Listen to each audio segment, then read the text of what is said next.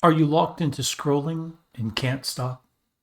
Are you binging on videos to silence the quiet? Are you afraid of the silence? Are you afraid of peace? Do the local churches flood you with endless noise about how they love God and are worshiping God?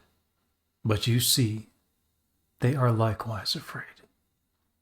Have others given up on you, pronouncing you beyond recovery from death?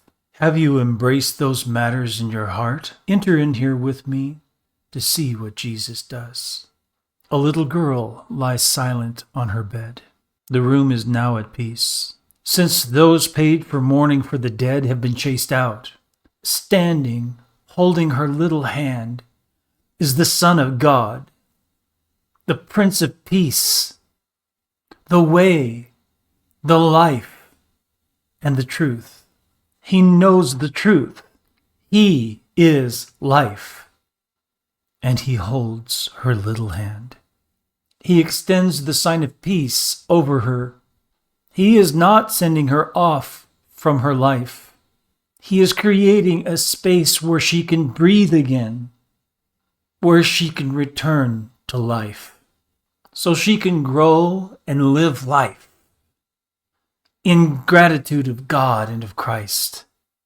But what happens to her at the touch of Jesus' hand and at the sign of peace in the room? That little girl arises from the dead. She lives on to become the woman she was meant to be by God. What about you? Do others think that you are dead? Do they see that you are? Are you engulfed by despair? Have others abandoned you? Have others abandoned you? Jesus is ready to take your hand. He is ready to make the sign of peace in your room. He is already driving out all the loud mourners who are striving for their pay at your expense. Give Jesus your hand, your little hand. Place your hand in his, the Son of God, our Savior. He will save you. Give yourself to him. Surrender to Jesus. Don't you think you've been running long enough? Let him restore you to life.